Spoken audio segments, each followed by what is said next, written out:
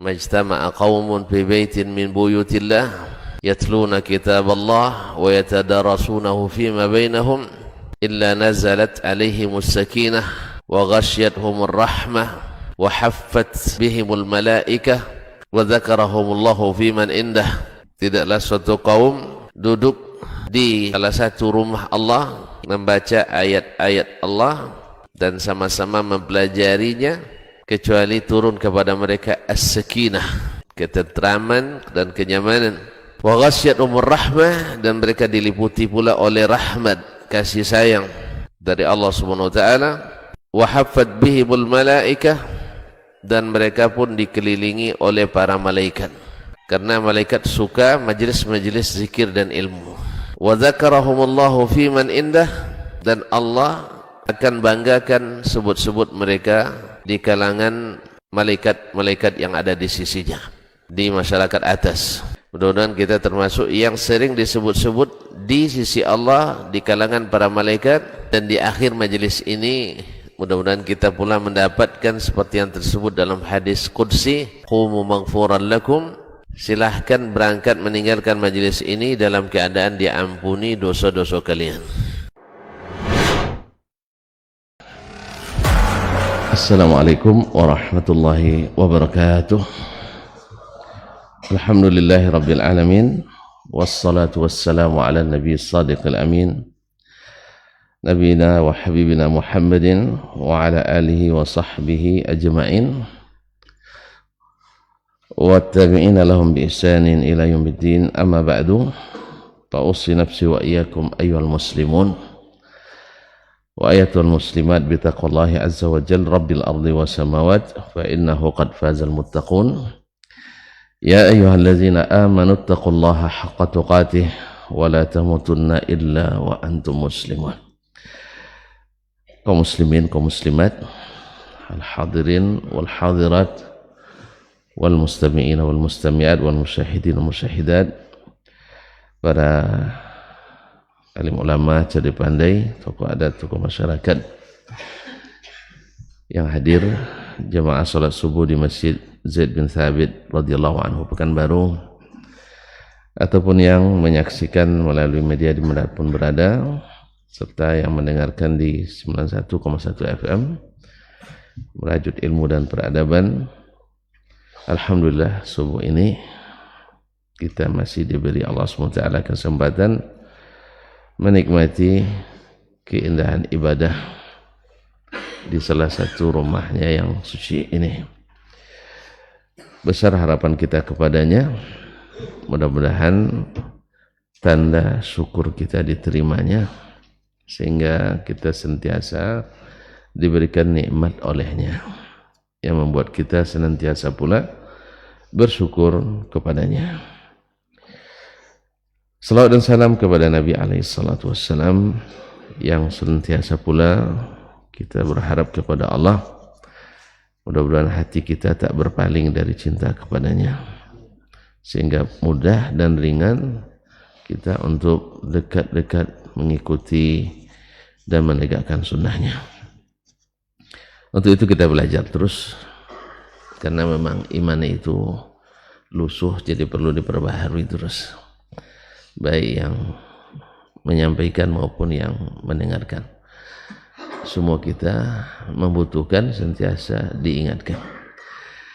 Mudah-mudahan dengan senantiasa diingatkan, kita semakin kuat, semakin kokoh. Masih bersama imam kita Asy-Syafi'i rahimahullah, masih dalam bab ilalil hadis, masuk pada bab qiyas, dan terakhir kemarin beliau sampai pada perkataannya, wa amma annu khalifa hadithan an Rasulillah thabitan anhu fa arju an la yu'khadha dzalika alaina insyaallah.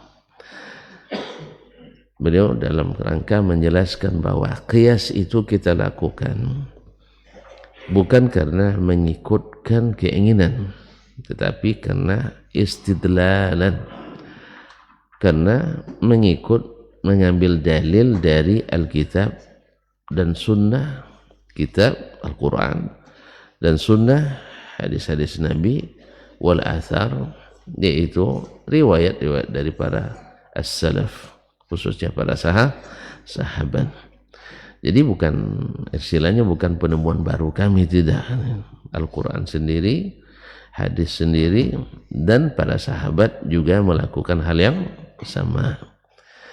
Wa amma an nukhalifa haditsan an Rasulillah sallallahu alaihi wasallam thabitan anhu, adapun sengaja menyalahi hadis yang sabit dari Nabi sallallahu alaihi wasallam, ada hadis sabit tapi kami tinggalkan dengan alasan qiyas, ya, seperti memang ada sebagian baik sengaja ataupun tidak tetap berpegang pada qiyas walaupun sudah ada dalil yang jelas. Nah, Imam Syafi'i mengatakan kami tidak akan melakukan itu. Ada yang melakukan selain beliau dengan sengaja? Mungkin ada, khususnya yang al-muta'assibah, orang-orang yang fanatis, muqallidatul madzahib, yang ahli taklid kepada mazhab. Sampai-sampai mereka mengatakan tok guru kalau berbeda jalan dengan tok nabi, ikuti jalan tok guru. Agar itu lebih kurang. Berarti kan sudah jelas ini jalan nabi, lalu dia buat. Nah, ini kata Imam Syafi'i, enggak, kami tidak akan melakukan itu. Jelas? Wa arju an la yuqadha dzalika alaina insyaallah. Kalau yang ini enggak. Sebab mereka memegang kaidah la ijtihada ma'an nas.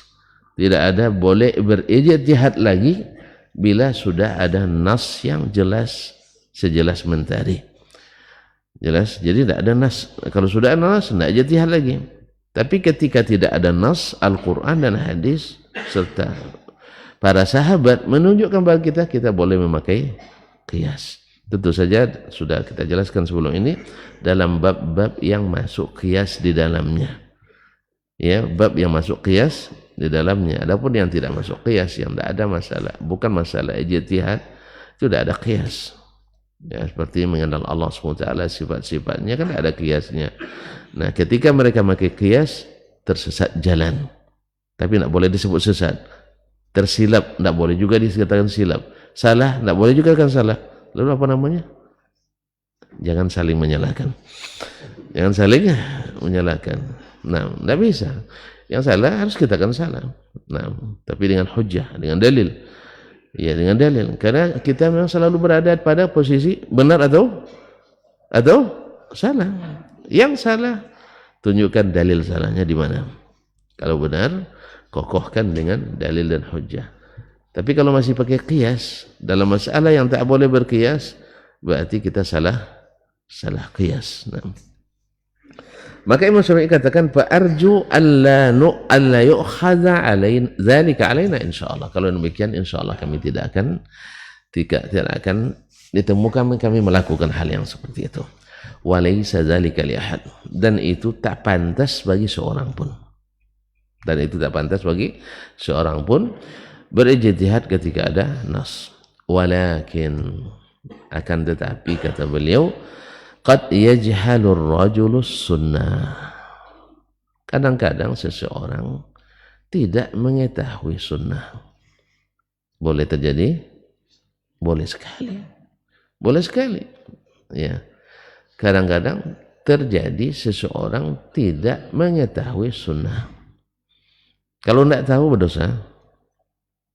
Ya, tidak berdosa. Qad yajhalu ar-rajulu as-sunnah.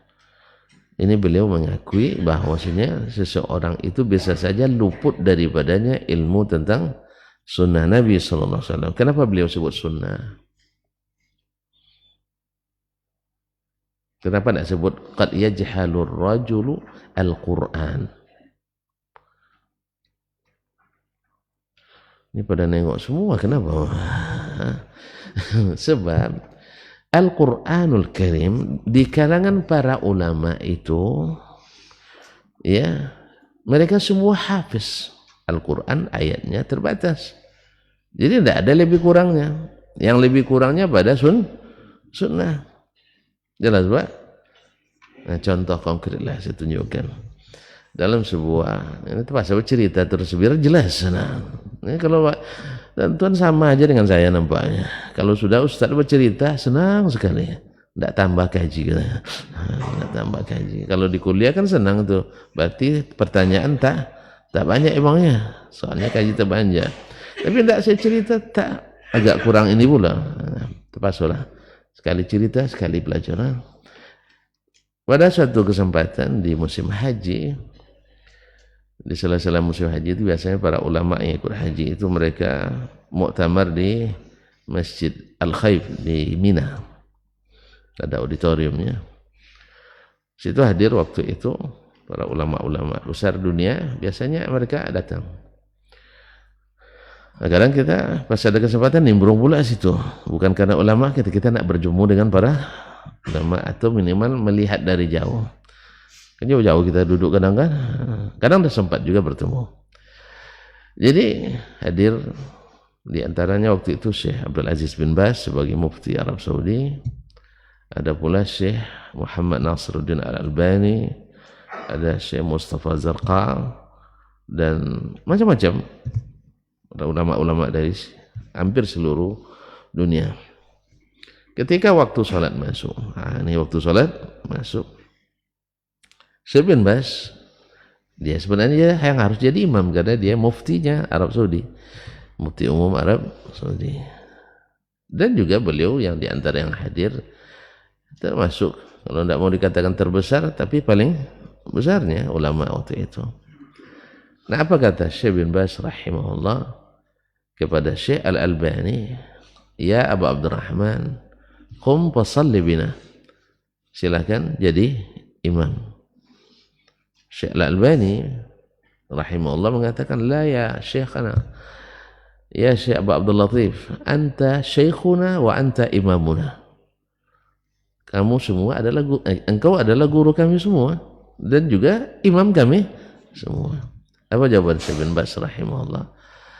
Ya Abu Abdurrahman, anta wa ana fil Qur'ani sawa. Kalau hafalan Quran kita sama, tidak ada bedanya. Sah? 30 juz. Yang satu 30 juz, satu juz 30. Nah, satu 30 juz juga. Sama-sama 30 juz. Jadi Al-Quran semuanya sama. Para ulama hafalan Qurannya sama 30 juz. Tidak ada ayat yang tercecer. Sahih? Tetapi walakinnaka a'lamuna bis sunnah. Tapi kalau masalah sunnah, engkau lah yang paling alim dari kami semua, kata Syekh bin Baz kepada Syekh Al-Albani di tengah para ulama dunia.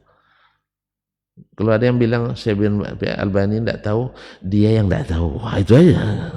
Itu aja masalahnya, dia tidak tahu. Atau hatinya sedang orang sakit hati. Orang sakit hati jangan dituruti, Pak. Orang sakit hati tidak usah dituruti. Atau dia memang ingin seperti si Albani tapi tidak sanggup. Akhirnya datang hasadnya. So, karena la ya'lamul fadla li zawil fadli illa zawul fadli. Tak akan mengenali kelebihan orang yang punya kelebihan kecuali orang yang memang punya kelebihan. Makanya orang-orang yang merendahkan orang-orang hebat bukan orang hebat, orang yang ingin hebat tapi tidak dapat. Kasihan sebenarnya. Kasihan.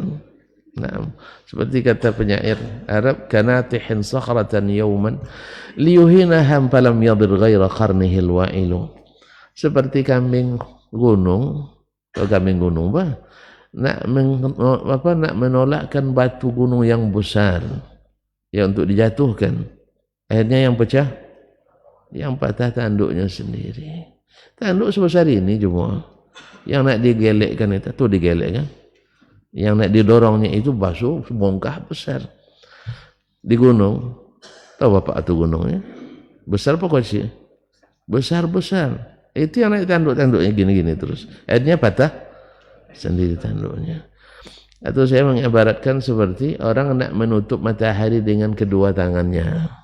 Kalau jauh jelas tak tertutup, kalau di dekatnya terbakar. Iya, kalau jauh tak mungkin tertutup. Sebab misalnya saya si Albani sekarang namanya kemana-mana, siapa yang bisa menutupi? Sah? Buktinya lawan sendiri mengincarnya. Kalau kita diincar lawan, Pak, ya, percayalah kita sedang orang hebat. Walaupun dia rendahkan, tidak ada itu, tapi anta mengincar saya, ya toh? Yang ngincar jenderal pula kan misalnya. Makanya ada yang bilang, misalnya kalau ada yang sempat ada yang bilang, misalnya, Bapak nama Bapak ada di Jenderal Sipulan misalnya kan, oh bagus sekali, berarti saya diincar Pak Jenderal, bagus sekali, berarti saya orang kaum muslimin dan muslimat dirahmati Allah SWT. Jadi sudah jelas maknanya bahwa sunnah bisa saja orang tidak sama pengetahuannya. Oleh sebab itu Imam Syafi'i juga dalam pelajaran sebelumnya, masih lupa Pak, kalau masih lupa saya ingatkan lagi. Apa kata beliau? La a'lamu ahadan min ahli ilmi bis sunan yuhitu bi jami'is sunan. Saya tidak mengenal satupun ulama ahli sunnah, maksudnya ahli keilmuan tentang sunnah, yuhitu bi jami'is sunan, menguasai seluruh sunnah Nabi sallallahu alaihi wasallam. Walakin minhum man ahata bisairiha, ada yang menguasai sebagian besarnya, wa man ahata bi aqalla minha, atau ada yang menguasai sedikit daripada yang tadi, wa minhum man ahata bi qalili minha, ada pula yang menguasai sedikit daripadanya. Oleh sebab itulah Imam Asy-Syafi'i di sini menyebutkan wa qad yajhalur rajulus sunnah. Bisa saja seseorang itu dia bicara tentang ulama nih Pak, nak kita. Kalau kita bukan sunnah aja yang jahil kita, Quran saja banyak yang tidak tahu. Ya kan itu contohnya, tidak boleh sebut orang kafir katanya. Allah Ta'ala menyebut mereka punya agama harus diakui, ya kan? Lakum dinukum waliyadin. Tuh tanya kayaknya itu di surat apa tuh Bang? Pak Prof di surat apa? Di surat Al-Kafirun. Apa awal? Qul ya ayyuhal kafirun, hai orang-orang kafir. Boleh nyebut orang kafirnya Bang? Oh iya lupa saya. Lupa. Jadi lewat aja. Bukan lupa sebenarnya. Dia ambil perkataan orang kafir, ya, dalam kitab-kitab orientalis, dicomotnya kayak gitu. Dia kan lama tidak baca qul ya ayyuhal kafirun barangkali. Dah lama tidak baca qul ya ayyuhal kafirun. Ya.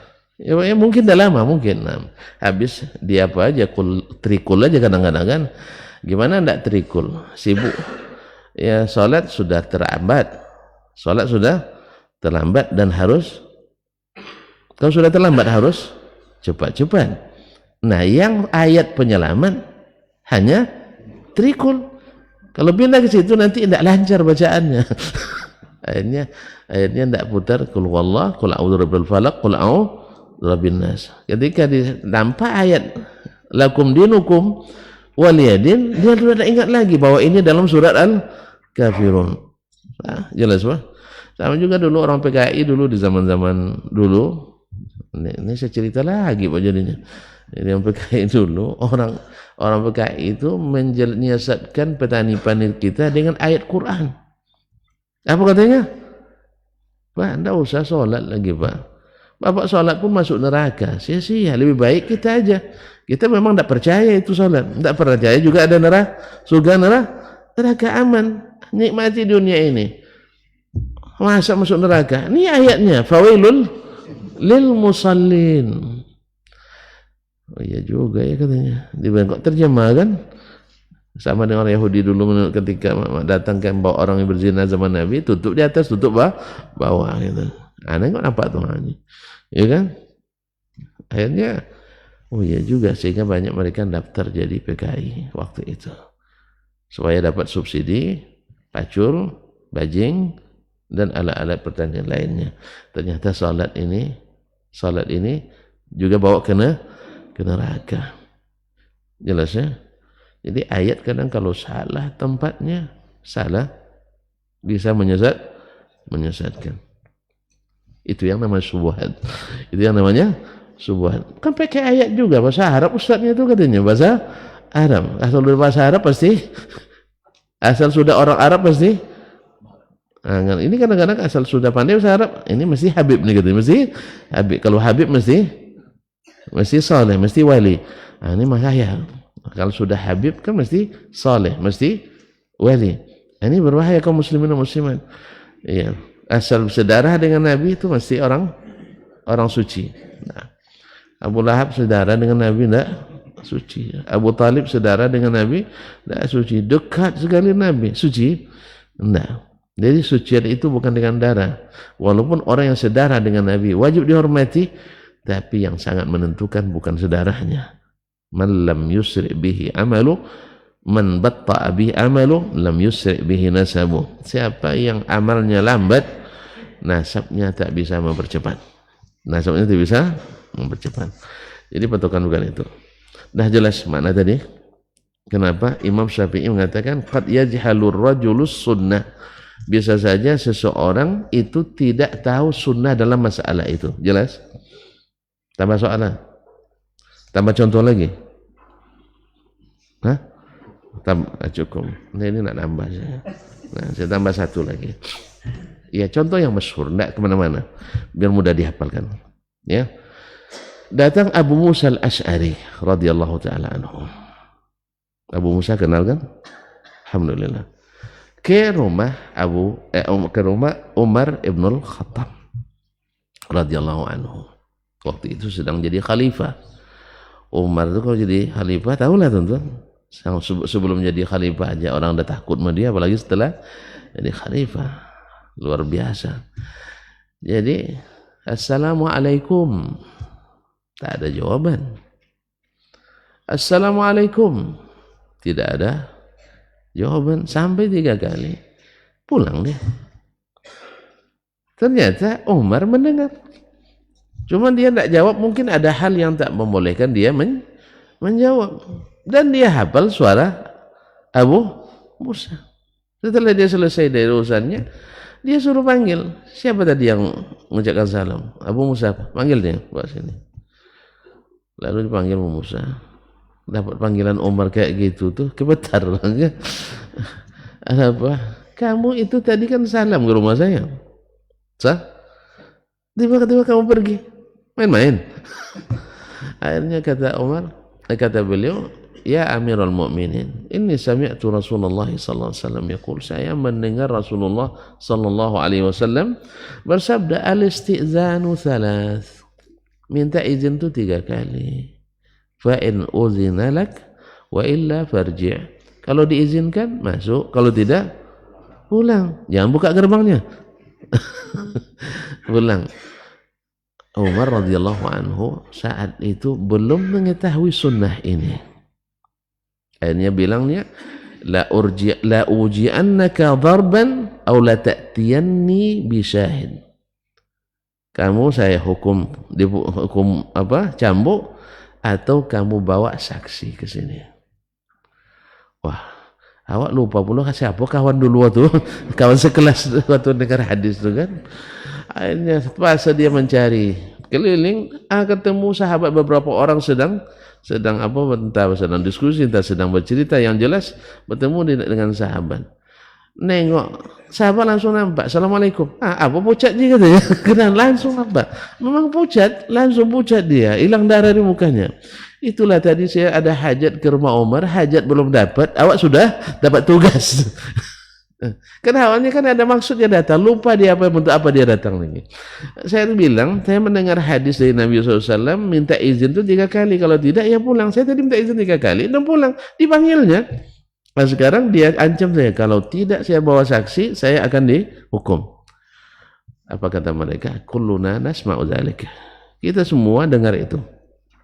Semua bayangkan. Ternyata orang sekelas Umar, orang sekelas Umar ada sunnah yang luput darinya. Apalagi sekelas Pak. Ayo, Pak. Ya Pak Umar. Mohon maaf kalau ada Pak Umar di sini. Ya, nah, yang saya maksud Pak Umar paman saya gitu ya. Nah, kaum muslimin dan muslimat, apalagi Pak Umar. Ya, yang kadang belajarnya hanya di warung kopi gitu. Iya, kabarnya kajian di situ lain pula katanya. Ceritanya itu nilai kajian tapi tidak pernah ngaji. Hasilnya apa nanti? Menghentikan kaji. Itu aja. Karena menilai kajian orang-orang yang tidak ngaji. Yang lebih bahaya lagi adalah yang ngaji tapi menyembunyikan kaji, sehingga bersekongkol dengan orang tidak ngaji. Nah, itu lebih berbahaya lagi. Ada orang dia udah ngaji, udah paham, udah berilmu, tapi menyembunyikan ilmunya. Akhirnya bersekongkol dengan orang yang tidak berilmu. Hasilnya apa? Membatalkan, membubarkan orang mengaji. Kaum muslimin dan muslimat dirahmati Allah. Kalau gitu, siapa yang pergi dengan saya? Akhirnya dipilih yang paling junior, Muhammad ibn Maslamah, supaya tahu Umar bahwa ilmu itu bukan dominasi yang besar-besar. Ilmu itu bukan dominasi yang besar-besar. Sebenarnya Umar tahu. Buktinya Abdullah bin Abbas umur 18 tahun sudah jadi dewan penasehatnya. Umar tahu sebenarnya, tapi sahabat sengaja juga beritahu bahwa ini dikuasai mulai yang besar sampai yang kecil. Ternyata khalifah tidak tahu. Jelas? Akhirnya datang. Nah, apakah dengan demikian Umar jatuh? Tidak. Abu Musa jatuh? Tidak. Karena mereka mengakui ketidaktahuannya. Makanya ulama jangan takut mengatakan tidak tahu. Sebab tidak ada satupun, kalau sekelas Imam Asy-Syafi'i mengatakan, tidak satupun saya temukan ulama yang menguasai seluruh sunnah. Ini contohnya. Umar yang selalu bersama Nabi Sallallahu Alaihi Wasallam luput juga daripadanya hadis ini. Jelas ya? Kadang-kadang walaupun orang rajin misalnya hadir terus, kadang-kadang ada masa dia absen, tidak datang. So, nah, rencana nanti tanya sama kawan. Sampai bertemu dengan kawan bukan kaji yang ingat. Ya nak, ajakan makan. Hanya ceritanya tentang makan, tidak jadi cerita kaji tadi. Misalnya. Atau ada hal lain yang memalingkan daripada hal tersebut. Nah, ini contohnya. Sudah paham nih sekarang? Bahwa bisa saja seseorang tidak mengetahui sunnah. Sehingga dia tentu saja kalau tidak tahu tentu dilanggarnya. Atau kalau tidak tahu dia tinggalkan. Atau ketika dia tidak tahu, dilihatnya orang lain melakukan, dia ingkari. Ini apa pula ini? Sah? Nah, fayakunu lahu qaulun yukhalifuha. Akibatnya dia punya pendapat yang menyalahi sunnah. Bisa saja dia punya pendapat yang menyalahi sunnah karena ketidaktahuannya tadi. Dan ini banyak terjadi kaum muslimin dan muslimat dirahmati Allah. Kalau dalam masalah akidah misalnya, dulu Imam Abul Hasan Al-Asy'ari rahimahullah, ketika dia masih kecil, ibunya nikah dengan Abu Ali Al-Jubba'i. Abu Ali Al-Jubba'i ini adalah pembesar Mu'tazilah yang menuhankan akal, menyampingkan dalil. Pokoknya dalil wajib tunduk pada akalnya. Kalau tidak setuju akalnya, dalil ditolaknya. Inilah Mu'tazilah. Beliau dididik oleh ayah apa namanya? Ayah sobok kalau Bang Kina. Ayah apa? Ayah sambung. Baru saya dengar nih Pak ini. Ayah sambung ya. Masya Allah. Istilah mana ini? Ini maksudnya istilah orang mana ini? Lebih enak dari ayat tiri ya. Setuju saya itu. Ayah sambung. Cuman saya baru sekali ini mendengar. Bukan sembung kan? Bukan sembung. Bukan. Ayah sambung. Nah. Artinya menyambung posisi ayah. Mantap tuh. Baru pertama saya akan dengar ini. Mohon maaf, itu kan tandanya saya tidak mengetahui semua istilah. Itu bukti nih, langsung terbukti. Iya. Jadi kalau ada yang bilang nanti ayah sambung, saya akan istilah mana pula ini kan? Nah, sekarang saya tahu ternyata ada saksinya. Kalau tidak sempat kena hukum Bapak. Untuk langsung ada saksi, praktek langsung nih. Nah, subhanallah. Jadi ada apa namanya? Sehingga dia punya pendapat yang misalnya Abu Hasan tadi rahimahullah taala 40 tahun sampai umur 40 dia bersama syekh besarnya Mu'tazilah ini. Menurut tuan-tuan dan puan, kalau sudah orang cerita beragamanya melalui akal terus, Sering dia baca sunnah? Nah, jelas. Sering dia mendepankan ayat? Tidak. Pasti menurut si fulan ini yang melekat dalam pikiran beliau. Dan ahli dia di situ sampai ke puncaknya. Jadi tidak ada keraguan kita, dia memang jadi pakar pula di bidang ilmu Mu'tazilah. Namun keahliannya itu membuat dia semakin sensitif dan ingin mencari yang lain. Bertemu pula dengan Abdullah bin Sa'id bin Kullab yang terpengaruh oleh aliran Al-Jahmiyah, tetapi beliau ingin keluar dari kungkungan Al-Jahmiyah yang memang juga semata-mata turunan dari Mu'tazilah. Di sini dia berproses pula sehingga menetapkan sebagian sifat, menolak sebagian sifat. Saya katakan menetapkan sebagian sifat, sebagian kecil sifat, menolak sebagian besar. Masih juga yang dikedepankan logika. Menurut logika Mu'tazilah ini semua sifat tidak masuk, ditolaknya. Menurut logika Al-Kullabiyah sebagian bisa, sebagian tidak. Karena hukum akal mengatakan ini. Lalu lahirlah sifat-sifat Allah yang tidak ada dalam Al-Quran dan Sunnah. Seperti wujud. Tidak ada kalimat ini dalam Al-Quran dan Sunnah menunjukkan sifat Allah SWT. Buktinya tidak ada yang menyeru Allah ya maujud, nggak ada. Ada yang bilang gitu? Kalau ya maujud kan sifatnya umum sekali. Manusia maujud juga, hewan maujud juga, tidak ada kelebihannya. Tapi kalau ya raziq, ya pemberi rezeki, ada pemberi rezeki selain Allah? Ya tidak. Jelas kaum muslimin dan muslimat.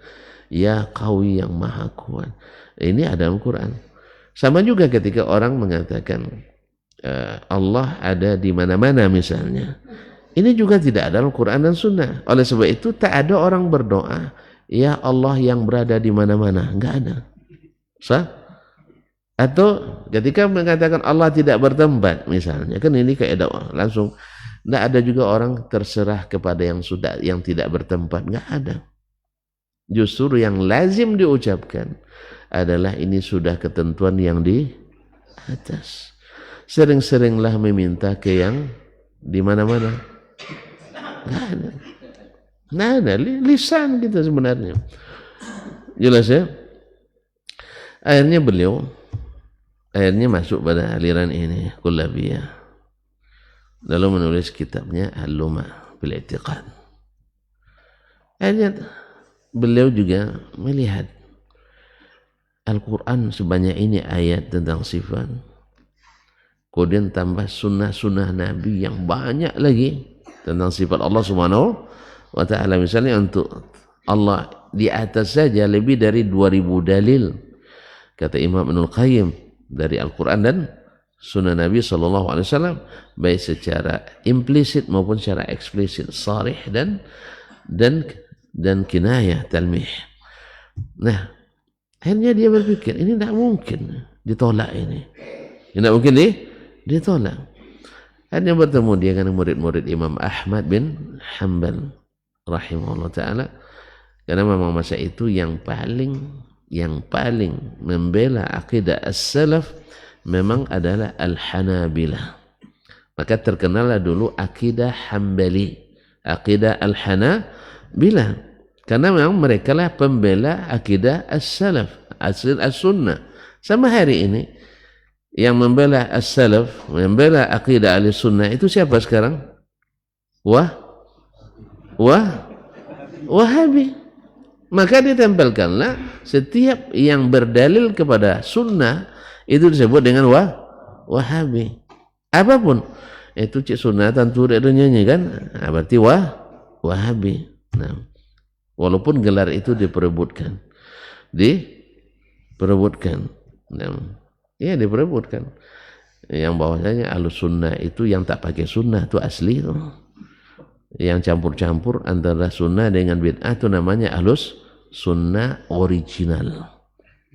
Ya, tapi yang tak terima kecuali sunnah, tak terima bid'ah, sekepalun hasanah, itu ahli sunnah abal. Jadi kalau bercampur-campur itu namanya asli. Ini air ini kalau bercampur-campur air asli. Tapi kalau tidak bercampur namanya air tiruan. Ini definisi saya tidak tahu nih di kamus mana ini. Yang saya tahu yang asli itu jangan dicampur. Yang bercampur namanya tidak asli. Tapi sekarang enggak. Gara-gara tadi apa tadi? Enggak masuk akalnya. Nah, iya Pak ya. Kalau definisi asli gimana? Yang dicampur atau enggak dicampur? Yang ya ini nanya. Nah, yang asli itu yang tidak dicampur. Kalau sudah dimasukkan ini dan itu ada modifikasi sudah tidak asli. Bawa mobil dua nanti, satu modifikasi, satu tidak dimodifikasi. Lalu suruh orang memilih mana yang asli. Kalau bapak yang milih, mana yang asli? Yang tidak modifikasi. Sepakat? Sepakat tuh? Ya sepakat, tidak sepakat. Memang semua orang kan katakan gitu. Nah, kalau dijual lagi ke showroom, mana yang dibeli showroom? Yang modifikasi atau yang ini? Hah? Ya asli. Nah, malah itu kaum muslimin, yang tanpa modifikasi itu asli. Yang pakai modifikasi tidak asli. Makanya walaupun ditempelkan di situ nanti ini yang modifikasi tempelkan produk asli Jepang.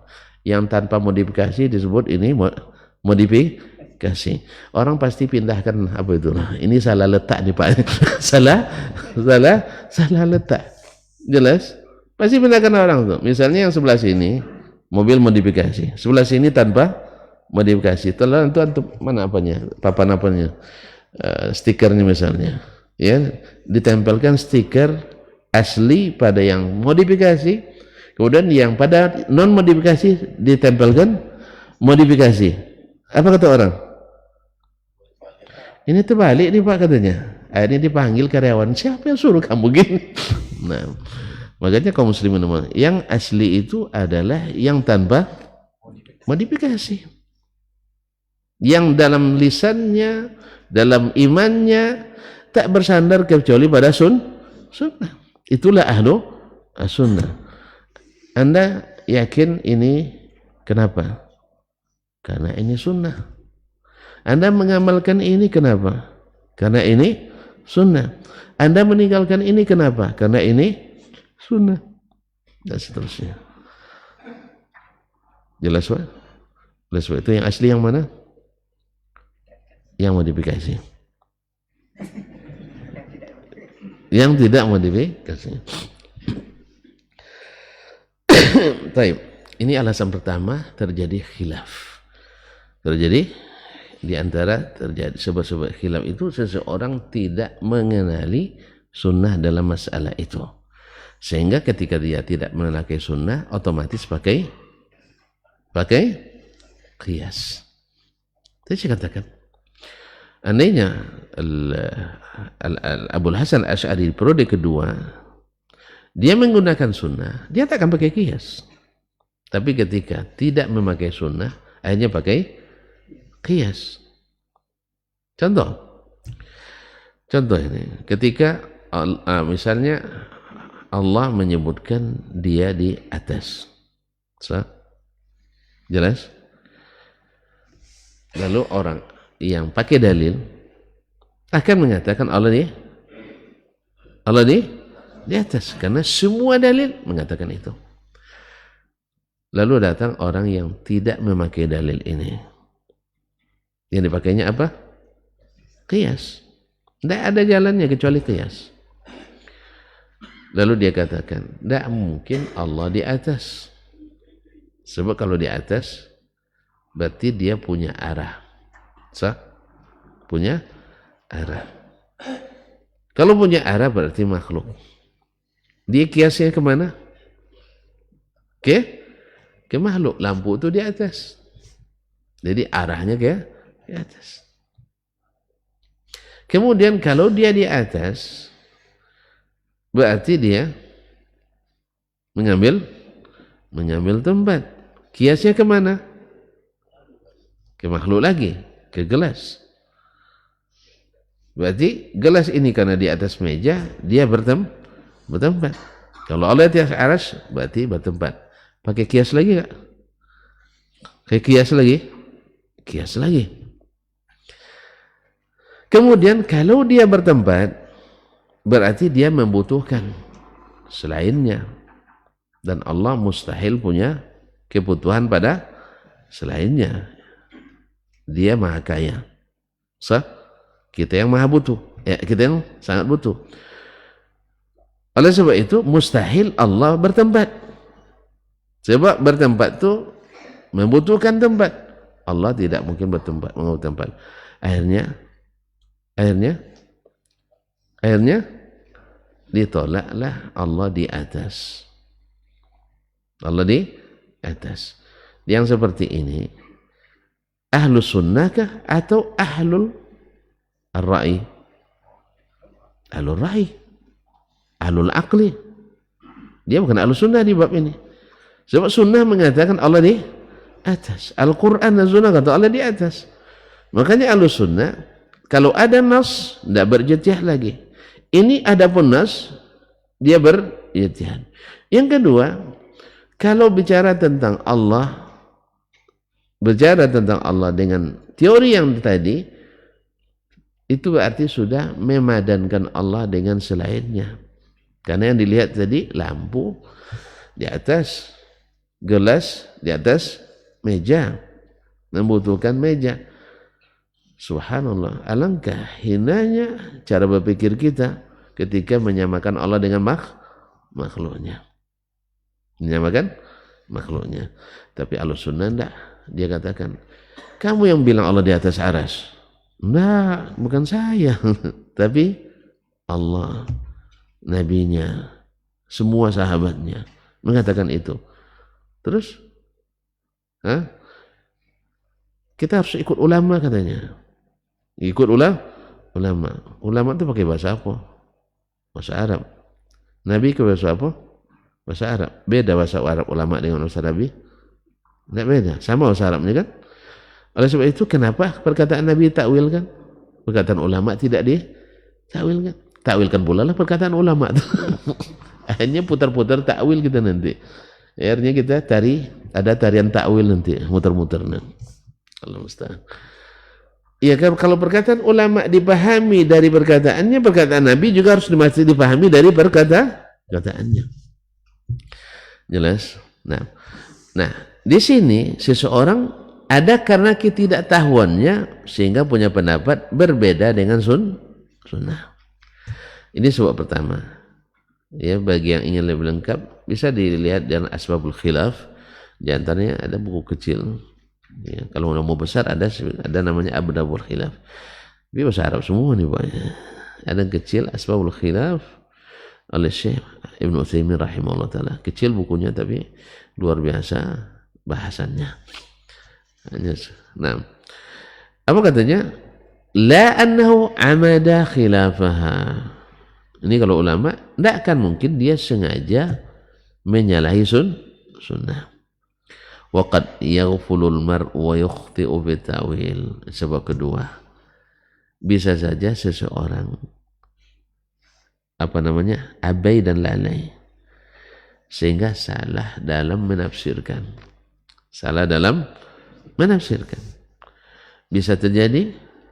Bisa terjadi? Bisa. Jadi dalam menafsirkannya dia keliru. Dan ini juga terjadi di kibar ulama senior. Misalnya tentang larangan menikah dalam keadaan ihram. Abdullah bin Abbas membolehkan menikah dalam keadaan ihram.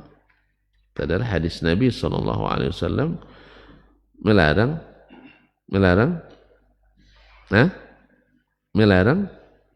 menikah dalam keadaan ihram seperti dalam hadis Utsman bin Affan. Bahkan ini ijma' di antara para ulama. Cuman Abdullah bin Abbas mengambil dari riwayat bibinya Maimunah bintul Haris al-Hilaliyah, istri Nabi. tazawwajani Rasulullah sallallahu alaihi wasallam wa huwa muhrim. Saya dinikahi oleh Rasulullah, beliau dalam keadaan muhrim. Nah, kalimat muhrim ini dipahami oleh Abdullah bin Abbas sebagai ihram haji atau umrah. Sedangkan jumhur mengatakan tidak. Maksud dari Maimunah itu sedang berada di tanah haram. Karena kalimat ihram, kalimat muhrim itu bisa dikatakan seseorang sedang berada di tanah haram. Misalnya saya telepon, Pak Edi, aina anta? Pak Edi ingin berbahasa lagas dengan saya, bahasa teka-teki dengan saya. Ustaz Desmond, ana al-an muhrim. Saya sekarang muhrim. Bapak sudah ihram kemarin. Al-an ana muhrim kadzalik. Dia sedang ihram juga sekarang. Maksudnya saya berada di tanah haram. Iya. Ada lagas min al-ghazal fiqhiyah, lagas fikih. Rajulun yumni wa la yajibu alaihi al-ghusl. Yumni. Itu mana yumni? Tidak tahu juga. Ini orang paham bahasa Arab nih tuh. Kalimat yumni itu bisa dengan dua makna. Satu, atau rajulun amna, lebih tepatnya amna. Rajul amna. Bisa dikatakan kepada seseorang masuk kota Mina. Mina tahu?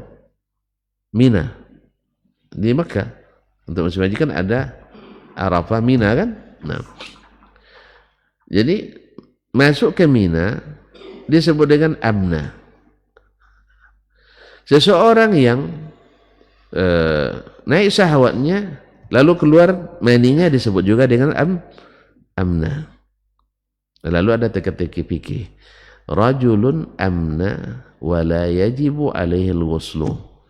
Seseorang amna, jangan diterjemahkan amna nih, ya, tapi tidak wajib mandi. Tidak wajib mandi. Apa maknanya? Dia masuk ke Mina. Bukan maksudnya keluar mandi. Jelas? Ini sama dengan kalimat muhrim. Bisa dimaknai muhrim sedang ihram haji atau umrah, atau sedang berada di tanah haram. Ini yang Ibnu Abbas radhiyallahu ta'ala anhu keliru menafsirkan.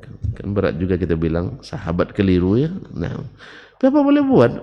Dia memang begitu. Ulama mengatakan Ibnu Abbas dalam bab ini keliru memahami perkataan bibinya Maimunah yang mengatakan bahwasanya Nabi nikah dalam keadaan ihram. Tapi maksudnya Nabi menikah dengannya sedang berada di tanah haram. Karena memang selesai haji atau selesai umrah, selesai haji wada. Jadi kaum muslimin dan muslimat, bukan haji wada, umrah, selesai umrah. Jadi kaum muslimin dan muslimat dirahmati Allah Subhanahu wa taala, seperti kata Imam Syafi'i tadi, waqad yaghfulul mar'u, kadang-kadang seseorang abai dan lalai sehingga salah dalam menafsirkan sunnah tadi. Dan ini terjadi. Oleh sebab itu Syekh memberikan ta'liq di sini. Syekh Ahmad Syakir, Allahu Akbar, hadza huwal imam haqqan. Ya, Allahu Akbar, inilah imam yang sesungguhnya. Maksud Imam Syafi'i rahimahullah. Wa sadaqa ahlu Makkah wa barru, benarlah ahli Makkah dan jujur mengatakan, hatta hina samnahu nasir al-hadis, ketika mereka memberi gelar kepada Imam Syafi'i nasir al-hadis, sebagai penolong hadis. Apa sebab? Ya, dia mengakui tidak akan mungkin kami menyalahi hadis, tapi bila ada itu akibat mungkin kami tidak tahu, sehingga berijtihad. Andai ada dalil, kami tidak berijtihad lagi. Tapi ketika tak ada dalil, terpaksa berijtihad. Dan itu bukti di antara fuqaha yang empat, imam mazhab yang empat, yang paling banyak ijtihadnya, ra'yunya adalah mazhab Abu Hanifah. mazhab Abu Hanifah. Sehingga ada ungkapan di antara mazhab yang 4 yang paling miskin dalil sunnahnya adalah mazhab Abu Hanifah. Dan yang paling dekat kepada sunnah adalah mazhab Imam Ahmad bin Hanbal. Apa sebab? Abu Hanifah di masanya sedikit hadis di Kufah. Hadis di Kufah karena dia ulama fikih yang paling dulu di antara yang 4. Sedangkan di masa Imam Ahmad bin Hanbal hadis-hadis sudah pada dikumpulkan. Sehingga beliau hafal 1000 hadis. Sedikit kan? 1000 hadis. Kalau bilang 1 juta mahal, Pak. Lagi bilang 1000 hadis. Nah, hafal dia. Subhanallah. Hafalnya dalam kepala bukan di luar. Kita rata-rata hafalan kita di luar kepala. Saya dah hafal luar kepala itu kan. Ketika tanya, coba baca. Kan saya bilang di luar bukan di dalam. Yang di luar bukan di dalam. Jadi tidak saya bisa dikeluarkan. Nah, jadi ini yang pertama. Jadi tidak mungkin seorang alim meninggalkan sunnah dengan ijtihad. Itu dulu barangkali ya. Kalau sekarang tidak sedikit orang yang sudah tahu ilmunya tapi meninggalkannya. Gimana itu, Pak?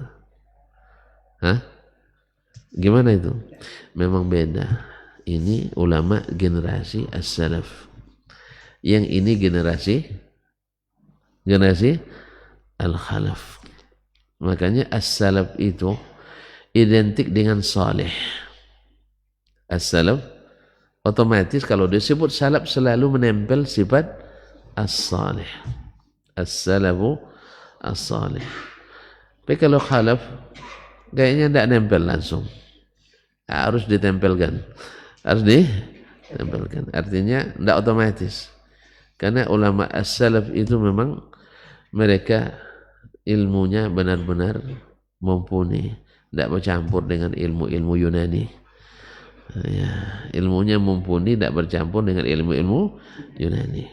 Tapi khalaf banyak ilmunya bercampur dengan ilmu masa kini. Ditambah sudahlah ilmu Yunani, tambah ilmu masa kini. Nah, Allah musta'an. Baik, kita lanjutkan atau memang sebaris saja? Nampaknya ini gimana? Hah? Yang penting paham. Ya, begitulah, berarti kita lebih hebat dari Imam Syafi'i. Imam Syafi'i sebaris kita bisa 1 jam. Allah musta'an. Bukan. Kalau semakin banyak bicaranya, bukan. Banyak bicaranya, apa istilahnya, sedikit isinya, berarti kita semakin lambat paham. Semakin lambat paham. Bukan itu juga. Karena kita menikmati panjang-panjang itu. Ya Pak? Ya buktinya tidak ada yang mau berhenti nih. Cuma waktu kita yang membatasi. Kita hari ini ada yang jadi SH sopir harian. Ya, kan ada yang nak pergi pekerjaan. Semoga Allah SWT buka dengan keberkahan, amin ya rabbal alamin.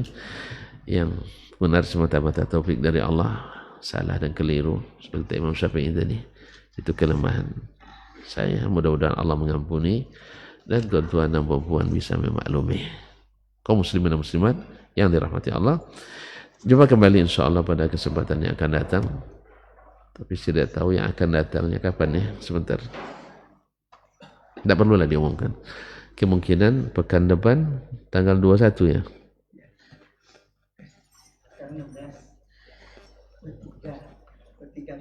23. Kemungkinan saya sedang tidak berada di sini. Iya nah. Kalau waktu saya permisi juga sebentar, tidak lama. Nah, aku akan tetap mengingatmu di sini. Nah. Hah? Oh iya Pak ya. Setahun. La ilaha illallah. Tapi Pak, setahun itu tidak lama Pak, insyaAllah. Insyaallah. Sampai jumpa kembali setahun ya. Iya betul juga. 23, 30.